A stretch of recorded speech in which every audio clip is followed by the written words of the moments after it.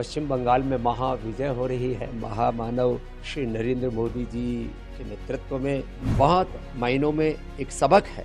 जो लोग ये समझ बैठते हैं कि अब हम यहाँ स्थापित हैं, हमको कोई हिला नहीं सकता। हिंदू समाज को जाति वर्ग समुदायों में बांट करके और एक मजहबी तुष्टीकरण के कुचक्र को स्थापित करना चाहते थे, उनके लिए भी एक बहुत बड़ा सबक है। पांचों राज्यों की अब दिशा स्पष्ट है।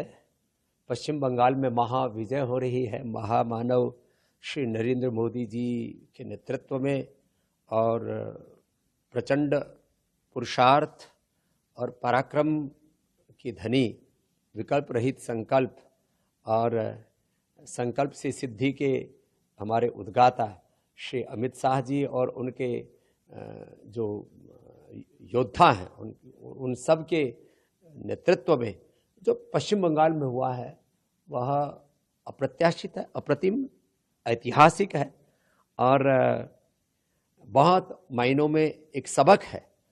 जो लोग ये समझ बैठते हैं कि अब हम यहाँ स्थापित हैं, हमको कोई हिला नहीं सकता।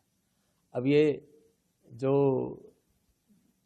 यथास्थितिवाद या वर्चस्ववाद के उन्माद में जो लोग पगलाए हुए थे, उनके लिए ये पश्चिम बंगाल का चुनाव एक बहुत बड़ा सबक है कि अब आपको विजय पानी है तो अंतिम वोटर से लेकर के बूथ मैनेजमेंट से लेकर के राजनीति की को सभी दिशाओं से आपको साधना पड़ेगा। और जिस ऐतिहासिक विजय की ओर बीजेपी बढ़ रही है पश्चिम बंगाल में, वह अपने आप में जो राजनीतिक वर्चस्व के उन्माद में पगलाए हुए लोग हैं, उनके लिए भी सबक है।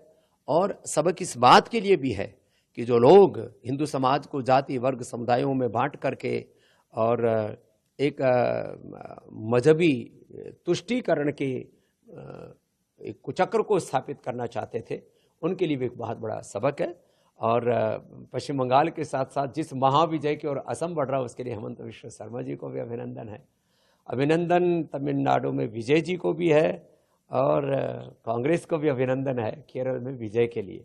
लेकिन सबको अब चुनाव आयोग, ईवीएम और इन सब के ऊपर ठीकरा न फोड़ करके आत्म मूल्यांकन, आत्म परिष्कार करके और अपना नई सोच और नई संकल्पों के साथ आगे बढ़ना चाहिए।